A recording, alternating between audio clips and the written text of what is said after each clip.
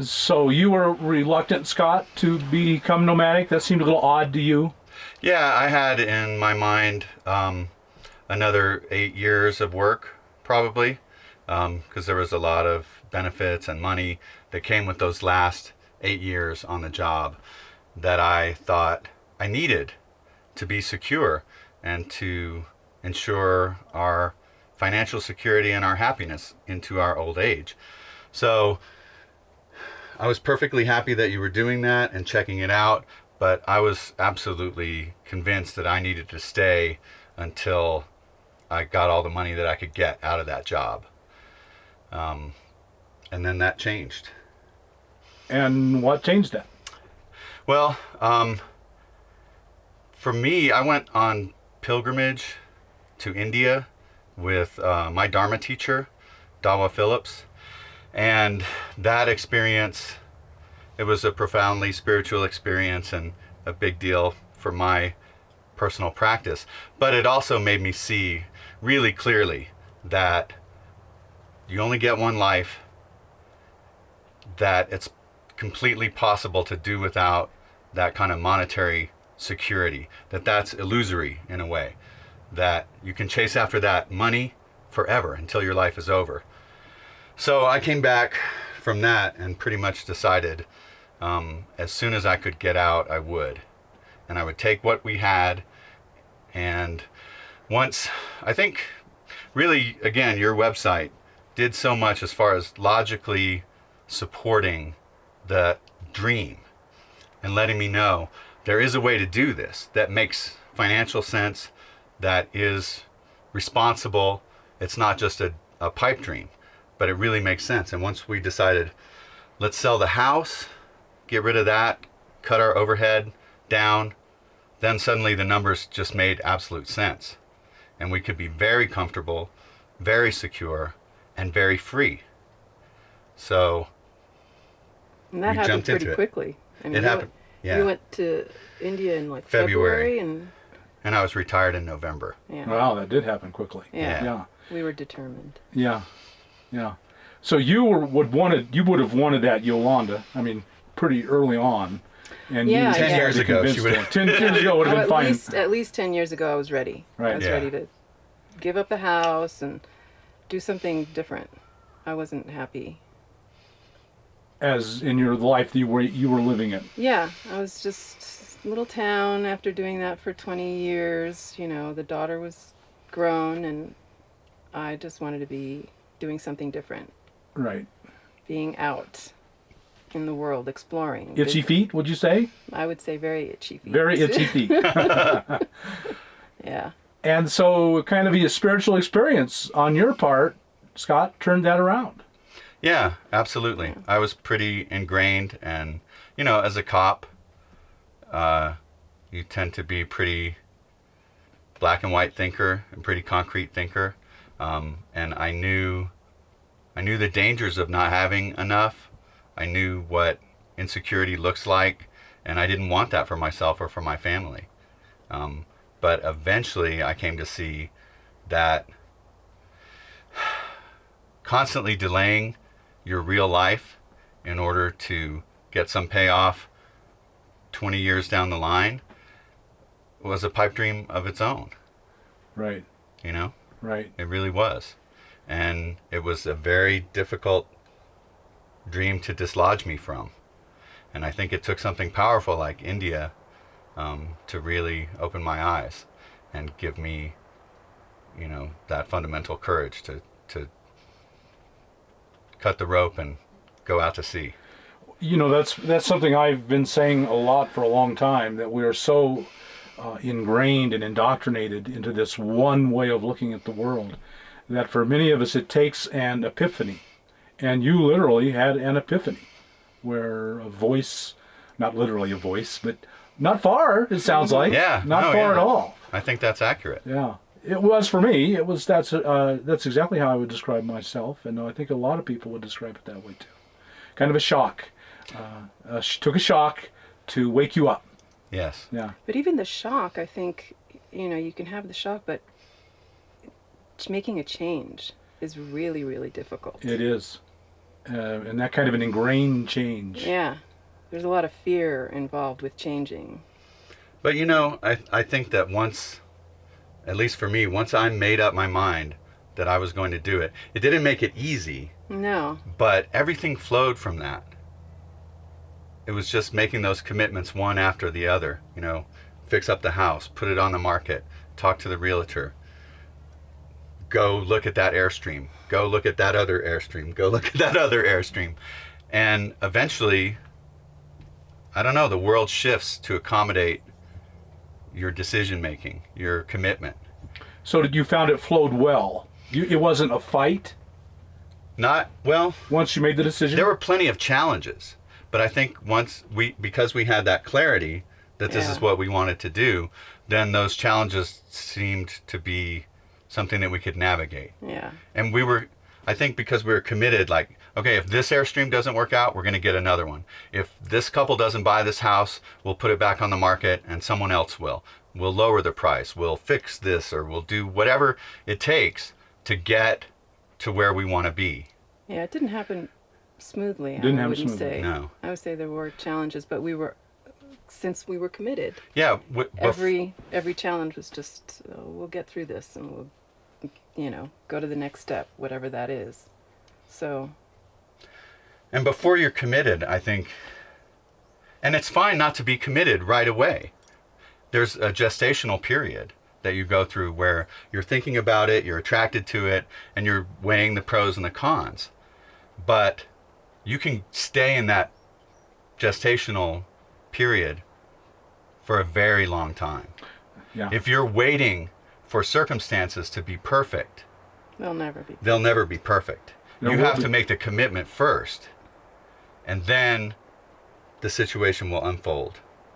Right. You Yeah. can fall into analysis paralysis. Exactly. And think and think and Yeah. think, and then you never do a thing your whole life. That's crippling. Yeah, that's crippling. Yeah. So it's I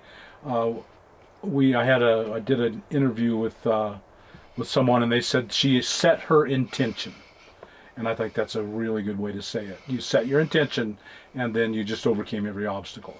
Yeah. Yeah, I think that's accurate. Yeah. So why an Airstream? You knew from the beginning you wanted. Well, you had explored already.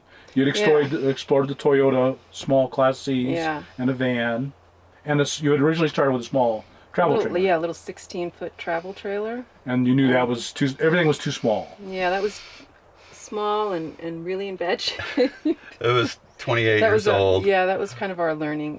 Yeah, it was.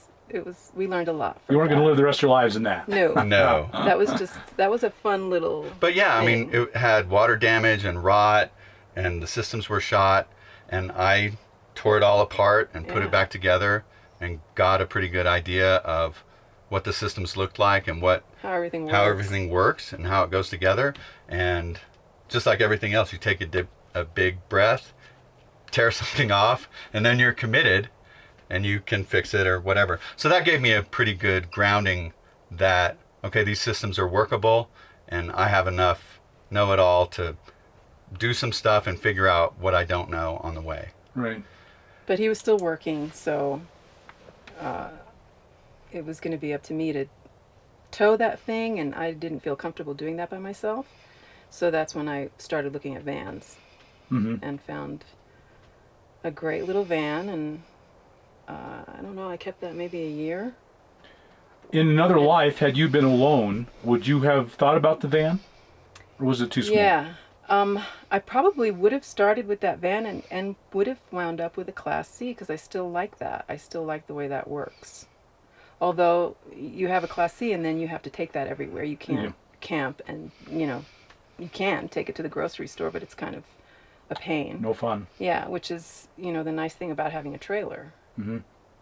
But they all have their pluses and minuses. Like, the trailers, it's kind of, I don't know, I haven't towed it yet by myself. I've driven it a couple of times, but not real comfortable with that yet.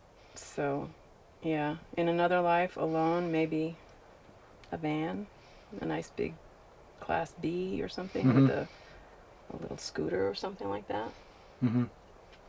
And so you were pretty set on an Airstream, it sounds like. You ultimately, once everything, your intention was set, you were on the way, it was going to be an Airstream. Yeah. How did that come about? I think just the aesthetics of the Yeah. Airstream. We were both captivated by them. Everything else that we looked at just didn't do it for us. Even though they might have made more sense on paper, they definitely made more sense on They paper. definitely made more sense. What do you mean, other brands or Yeah, Yeah, I mean, just a you regular could trailer. spend a lot less money. We could have gotten a newer trailer. We could have had bigger Slide outs. slide out, right? Yeah, a lot more amenities. But I think part of what we were deciding to commit ourselves to, besides life on the road, was a life that reflected our own values, and we're both sensitive to our aesthetics and to our environment, and that's a big deal to us. Yeah. Our nesting, our house, Yeah. our life has to have a certain sense of beauty, and for us the Airstream exemplified that. And then it was just a matter of getting into one that met our financial requirements. And that took a lot of looking, a lot of searching, and about, I don't know, 2 years Yeah. 2 years of serious going and looking. About a year, really. A year? Serious Okay. looking. Seemed like a long time. I know, but- we'd always looked at them and dreamed about Yeah. them and thought, oh, that's too expensive. They are really pricey, I think. They are. And knew they're incredibly outrageous, Yeah. and Yeah. they really hold their value Yeah. even beyond that. Yeah, Yeah. we got it. We ended up with a 10-year-old, 11-year-old trailer that looked phenomenal. It was in great shape. It was a great bargain. But man, we looked at a lot before we landed on this one. And so you got roughly the price you wanted to. You could Yeah, you I mean, budgeted. we definitely. It was more than we had budgeted for. We were looking Yeah. at maybe half of this price, but it just became clear to us that that wasn't reasonable. We couldn't get what we wanted, and if we were able to jump up in price, which we could do, I just wanted to keep it low. Sure. So it was still comfortable and doable, but it was definitely, it took us sort of another leap of faith. Like, Yeah. let's make sure that we do it right and get something that's going to support our lives and our emotional lives as well. And it worked out great so far. This really can be for the rest of your life. Right. Yeah, It absolutely. really can be. And there aren't many things you can buy in life that you can say that about. Right. And an Airstream is one of them. Yeah. And that's worth quite a bit in itself. And you're towing it with a Dodge Cummins pickup. And had you always been a pickup guy or no? No. Yeah. Well, we did have a pickup. That Yeah, was we our had a great, car. We had a Tacoma. little Toyota. That was outstanding, but it just didn't have the juice No. to do what this needs. And we were originally towing it with the Sportsmobile, which was our last. Oh, that's right. Yeah. That's right. I remember Or that. Yeah, last we had van. a 94 E250, and That it was pretty asking a shaky. lot of that too. It was. The big trailer in the out west with the mountains, you just can't beat a diesel. Yeah, You just cannot, and you cannot beat the Cummins diesel. That's Yeah. impossible. and I think Yeah, I love it. just like my spiritual experience opened the door to this lifestyle, getting into that pickup truck was only possible because we were on the road. We were in Florida. We met friends of ours from online that we hadn't met in real life, and he happened to be a guy who puts people with vehicles that really need this or that, and he found the perfect truck for us. In like a week. It Yeah. was amazing. One of the really right things you did was you chose your trailer and got your truck based around it. So many people do the opposite. They get the truck, the van, and then find out it won't tow the trailer they want. Yeah. And they try and force it, and that doesn't work really well at all. Yeah. Especially if you're going to be full-timing. Right. You might get away with it for a weekend or a couple of weeks, but if you're Right. going to be doing it all the time, Right. you have to have the right setup. Having enough truck is everything in this life, and of course with the Dodge Cummins you do. Yeah. Yeah. So it sounds like everything just kind of fit together perfectly for you to end up right here at this time in your lives. And you're happy? Yeah. Never been happier. Never been happier. Yeah. Would you make any changes?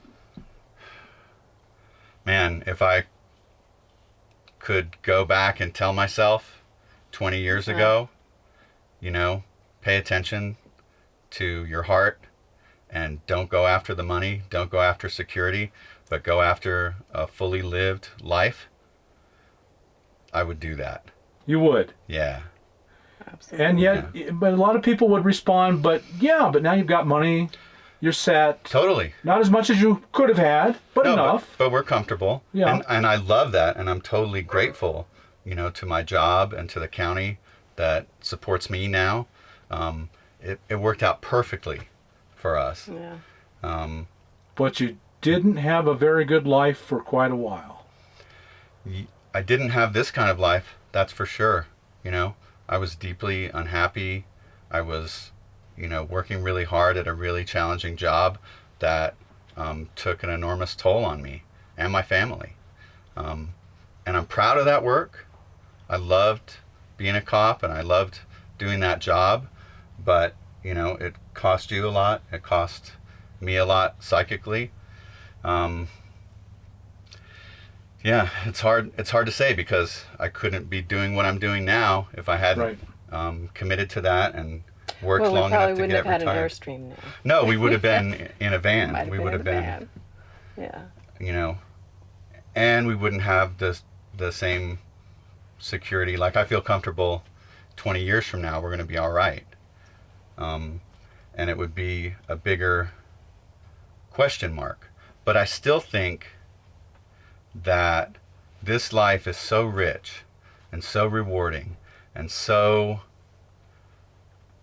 incredible that 15 or 20 more years of this kind of life would make a big difference. And I think now that I'd rather be a little less secure financially and have every other box checked than the other way around.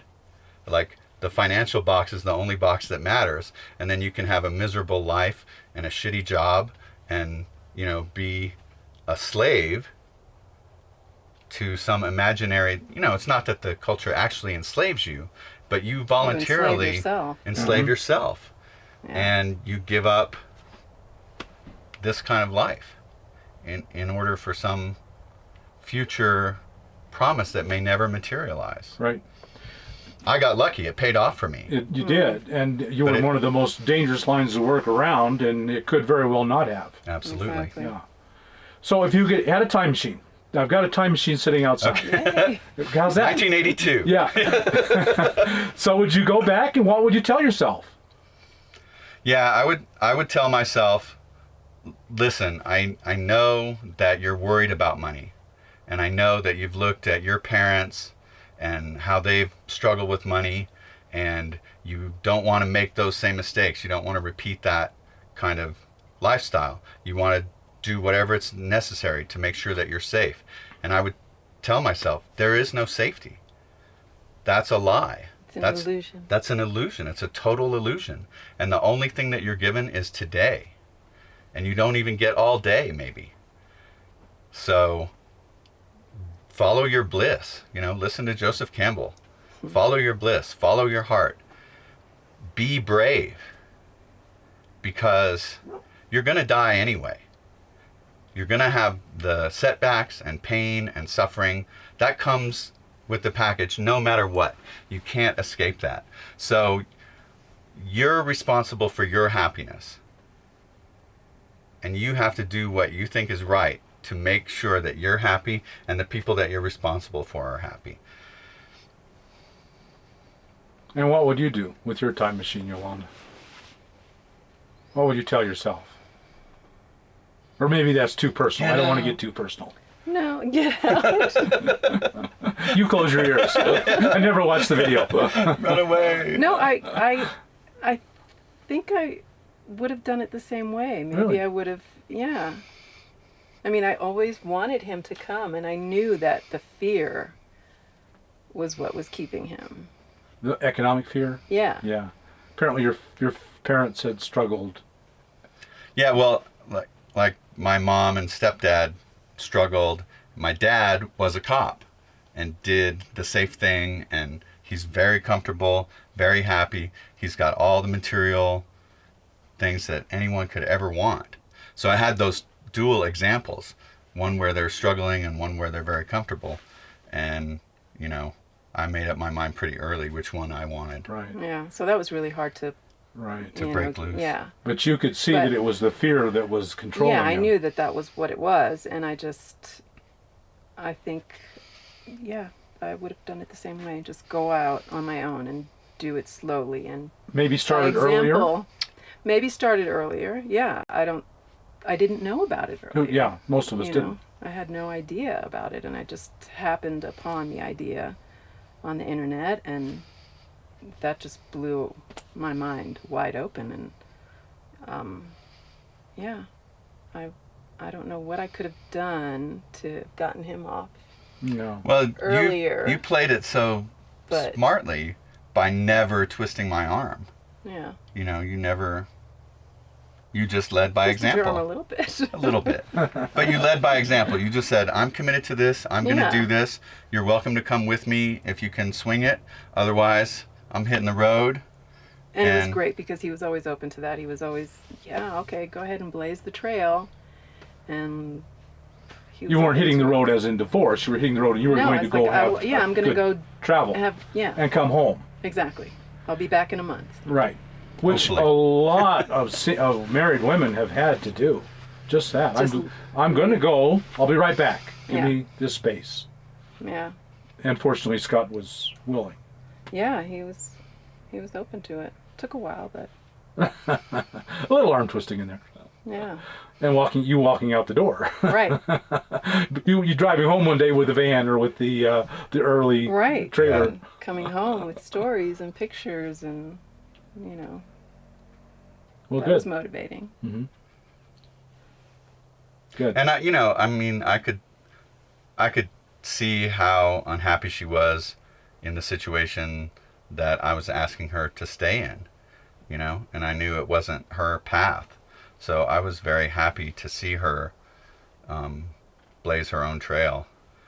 And yeah, it was unsettling too, I mean, Who knows there's where always- it could lead? yeah, there's always the possibility that that's going to open a door that's going to change her life and she's not going to come back. And I needed to be okay with that. But, I love her and I want her to be happy. I always have. But I was definitely afraid. I wanted to keep, my retirement and have enough savings to feel safe, to feel unthreatened. And it took that spiritual experience, I think, to open my eyes to that trap and then to walk out of it. It's kind of hard to think that here is this big macho cop walking around with a gun on his hip, and we've talked a little, and you kind of enjoyed giving ass whippings, and yet Only if they were just only if they were justified, of course, but enjoyed them kind of the same. yeah. And yet, you found deep down inside you were kind of motivated by fear. Yeah. And that was difficult to face. Yeah. Because I'm not afraid. No. I'm a tough guy. You are tough, and you were a tough. And I guy. was tough guy, yeah, and I had the And you scars to could prove it. yeah. Yeah, absolutely. We're not going to be debating it. No, yeah, but I was. It was totally fear that kept me confined, and that was a voluntary choice. It was a voluntary way of being. Right. You were in prison by your own making. Yeah, I built the bars myself. I think we all 100%. do that to I think some we all extent. The fear of change, fear of the unknown, all of that really keeps you crippled. And crippled is a perfect word. Yeah. Yeah. Well, wow. I mean, all I got to say is, wow. That was quite a story. Thank you. Thank you, Bob. Thank you. Yeah. And so, would you mind showing us your beautiful Airstream? Not at all. Okay, Here it great. is. Let's go. The nickel tour. The nickel Yeah. tour. Turn Okay. your camera around, and we're done. Yeah. So now we're going to take a look at your Airstream. What kind of an Airstream is it? It's a 25-foot Safari. 2004. Uh-huh. And you found the 25-foot to work pretty good for you? Yeah, we really like the size of the Safari. It's perfect. I think the only thing I would have changed or wanted to be different was the bed, because it's a corner bed, so it's difficult to change the sheets. But it's a cozy little nest, a really comfy bed. So And we've got plenty of That's- space to hang out. I mean, I know it it's doesn't. never too small for us. Right. It has a really open feel. Of all the RVs I've ever stepped into, I thought this, especially for 25 foot, was very open feeling. The tall ceilings, that's a tall ceiling, Yeah. helps. Yeah. Yeah. The light wood helps, I think, and we actually cut down our booth to give us more floor space Right.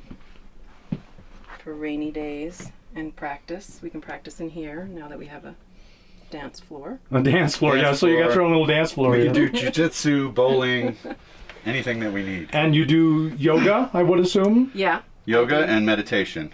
Mm-hmm. So if it's raining out, this is a suitable spot. And the gaucho is a twin size bed that we keep open just because it's more comfortable that way. Yeah. And yeah, we'll probably be changing that out. We'll a be little tearing bit, that too. out and building another, a custom built-in, but But for now, yeah, we've got now plenty of it's good. storage underneath and storage on top Lots of and on the storage. sides, Yeah. which is really nice. And the booths both have. yeah, storage underneath there. I mean, we have way more storage than we utilize, even though everything that we own is in this Airstream. Yeah. So did you have any real difficulty downsizing? For some people, that's a real problem. It was a joy. A joy. It was a total We've joy. been doing it for years. But, well, we thought we were doing it for years. I know, But we were kind of, half-assing it. And once we really committed and really started gutting, it just felt better and better Yeah, and that's better. true. You feel And it's so free. totally addicting. And we probably spent a year in the studio in the back of our house, which was 200 and... 240 square feet. Wow, that's a tiny little house. Yeah. Yeah, Yeah. getting So we kind of got accustomed to living in a small space, and from there we just kept divesting ourselves of all our possessions. And I think one of the things, I mean, they say it all the time in the literature, but it's totally true, that once you start winnowing and eliminating everything that isn't totally beautiful and totally functional and totally makes you feel good to have it, you don't want anything else. You don't want the garbage anymore after Yeah. that. Yeah. So when the day came to move into the trailer, it was no big deal. No, not really. Yeah. Yeah, we We pretty much had did a lot of runs to the dump. Yeah. But yeah, it was lot of- probably a half-day process to Yeah. just get everything in and close get it up all the house and sorted get out. Yeah. So we were both artists, so we had a lot of artwork that we've had to give away mostly, and a lot we kept, and a lot we're still That's giving one of the away. things about the mouse fur on the walls. It's not really our first aesthetic choice, but we can run Velcro and hang our paintings and have artwork up, so it works really well. And it's a good insulator, and it's actually more comfortable Yeah. and functional, I think, than And the aluminum. The aluminum walls would have been a little bit stark, and Yeah, of the two, I would definitely have taken the carpet, the fabric, yeah. than over aluminum. Yeah. Yeah, that's not very pleasant feeling at all. And so you have a pretty good sized kitchen. Yep. 3 burners and the stove, the oven, and the microwave, which is more of a storage unit than a Full microwave. storage. But yeah, that's one of the things we might pull out and actually make into a little cubby instead of the microwave, since we rarely use that. Yeah, I think we've probably used it. Well, when we had Caleb, Right. we used when it a our little bit grandson more was here, when when we we're were hooked hooked up. in. Yeah, hooked up to shore power, but we have solar. How much solar do you have? we have 200 watts on the roof, and then we have a Zamp 240, I think, Which we've never used. which we hardly ever use. Yeah, It- The It's 200 portable. seems to be, it's yeah. portable. Yeah, The 200 really seems to suit us well. I mean, we can be out. We've been out for yeah, we're over a it's- month. It's totally sustainable for us. And so you're boondockers. You Yeah. almost entirely are on public land. That's our preference. That's how we like to live. Definitely is BLM land, and then I would put state park campgrounds Yeah. second behind that, and then regular campgrounds, only on an emergency basis. Yeah, on a long travel day or whatever, it's not the preferred state at all. Yeah, we got into this lifestyle to be in nature and to be out in the world and to be replicating the inner city life in a campground is not really what we were after. Yeah, me too. Exactly my thinking. Yeah. Can we both fit back there, or you can just... All right, yep. I think there's room enough for you. I love their colors. Yeah, we're not afraid of color, unfortunately. Yeah, Or fortunately. the bed's super comfortable, and we've got this little fold down table so we can put our laptop there and watch DVDs while we're in bed, which is pretty nice. Keep our phone charged and keep our books above the bed so that we always have our nighttime reading material close at hand. Yeah, so it's super functional, and we've got massive storage underneath the bed, 2 areas that are accessible from outside, and then a corner access from inside. Underneath, yeah. Yeah. And it's a short walk to the bathroom. The sink and bathroom area is really functional. I like the way that that's set up. It really works well for us, and it's actually more storage than we had in our other bathroom. We had a pretty big bathroom in that studio, But it didn't have very much storage. That's true. Well, this must be the shower. Yeah, this is the toilet and shower. It's a big full shower.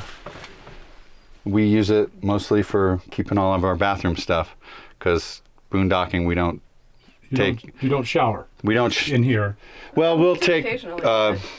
washcloth baths, Sponge baths. sponge baths, yeah, and occasionally we'll take showers usually if we're hooked up, and it's Yeah.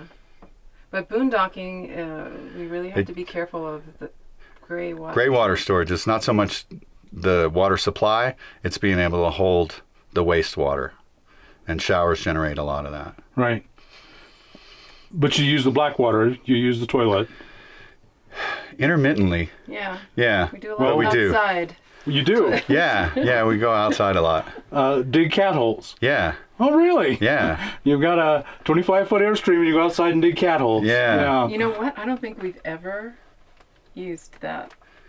Yeah, not for number 2. Yeah. Do you carry a porta potty in case of bad weather? We have wag bags. So you use a 5-gallon. Oh, you use the regular We use toilet. the toilet, but we put a wag bag in there and then dispose of that. Okay. Well, me, I'm 100% in favor of that, but it's just a little bit surprising. For an Airstream? Yeah. Well, Yeah. I think when you're boondocking, it's a different thing. It is a very you have different to thing. consider the tank capacity. Right. And, if you're staying out for 2 to 3 to a month, you've really got to be careful. And so we're learning. We're still figuring out how best to do that. Like washing dishes. I've been washing and dumping all my dishwater. I'll just use a dish pan. You're right. You got just a dish pan in there. And instead of letting it go down into the gray tank, we toss it outside. So essentially, you're not using your tanks. No. Very minimally. Yeah, as minimally as possible. Emergency or Minimal as possible. occasionally. Yeah. So you're dumping. And then for treats too. I mean, we will take a shower, or if we're not feeling super, tight, but that's the exception. Yeah. And then that just extends our boondocking time, Right. our boondocking window. So you can go a month or more without dumping, right. I would assume. Yeah. But you have to go and get water.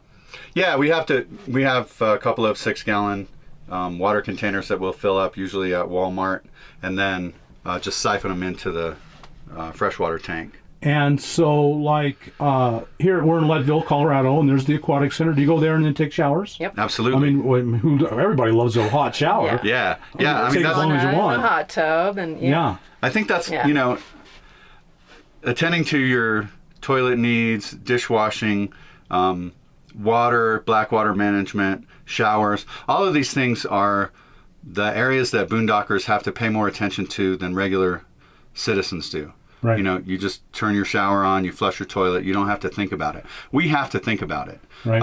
I kind of like that. I too. like that too. I like I You do too. develop Be a conscious. sensitivity to it, Yeah. and then a 5-minute shower is like a golden luxury. Right. It feels so much better than any other shower that you've had.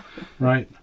So you get a lot of bang for your buck. Yeah. And I really do. I like paying attention to what we're doing, and I'm so much more aware of my body, so much more aware of our impact on the land, on our resource utilization, everything. It makes you really sensitive to Yeah, it. that's something that And you not live in a a house. hippy-dippy way, but in a Right. very practical, down-to-earth, as Yeah. down-to-earth as you can get, Right. real way. Yeah. Well, you know, I'm familiar enough with Buddhism to know that mindfulness is being tuned into what you really are and who you are and what you're doing at this moment is super critical, and that's what you're saying. Yeah. You Absolutely. become mindful Everything. of everything. Of everything. Washing a dish, Or cooking, Going going to the poop. bathroom. Yeah, going poop. or peeing. Yeah. Yeah. And, you know, when the sun comes up, that's a big deal. When That's the a sun big goes deal. down, that's a big deal. It is. We're sensitive to the weather.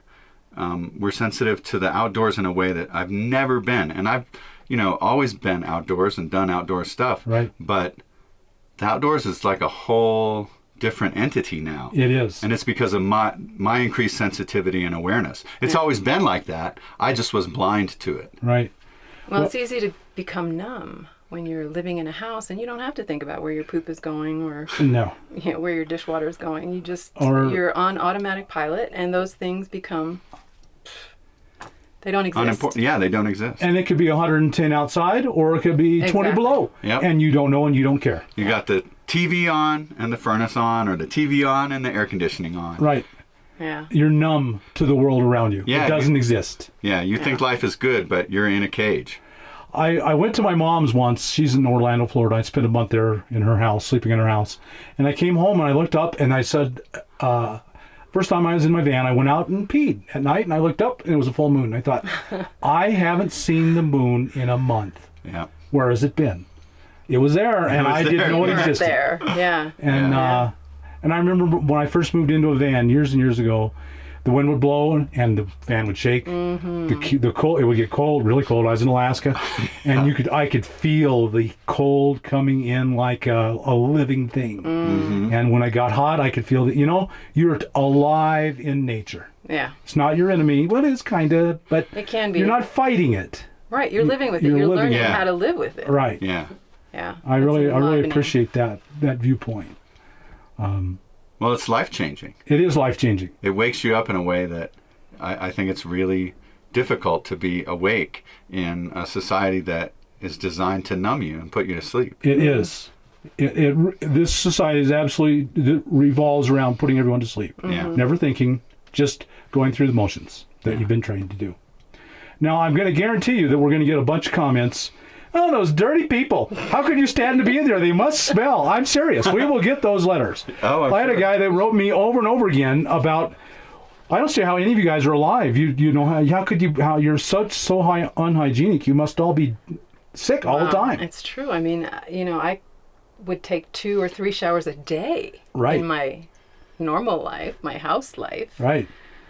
I don't do that anymore. And I would point you to that article or that The Atlantic. video on the Atlantic about a journalist who just did a study on bathing and not bathing for what, a week or A month. a month, and how the bacteria on our skin is helpful, and it's not healthy to wash that off every day. Right. And I have come around to that way of thinking. Yes. You know, I don't shower every day, but I'm not dirty. No. No. I'm not dirty. I think you smell beautiful, Thank baby. you. Yeah, you learn how to keep yourself Sure. clean without gallons of water. Yeah, it's a Right. lot easier than you think. It It is. is a It lot really easier. is. It It's no doesn't- big deal at all, really. No. Yeah, It takes more time, but if you do it mindfully exactly. and thoughtfully, it doesn't have to be a chore or a burden. Yeah, not at all. Yeah. Yeah, the average American uses 200 gallons of water a day. Can Yeah. you imagine that? Yes, I can. Can you fathom? I mean, it's We wouldn't go through 200 gallons I know. in a year? in a year. Yeah, Yeah. Yeah. Really. the way you're going now. Yeah. Absolutely. Wow. Well, man, I just love your home. I just love everything about it. The feel, you can't quantify a feel, and Yeah. your home has a feel that is just really wonderful. It's Well, thank you, open, Bob. Thank you. it's light, it's colorful, and it feels like love in here to me. Well, this is where love lives. Yeah, this is where love lives. So, Thank you so much, Bob. Thank you. and thank you for sharing your home with us and your lives and opening up so much. And You're welcome. Thank you. I hope that anybody who sees this that's on the fence will take this as inspiration and jump. Jump, leap of faith. Yeah. Yeah. Okay, well, thank you, and Thanks, we'll Bob. just quit there. Thank you again. Thank you.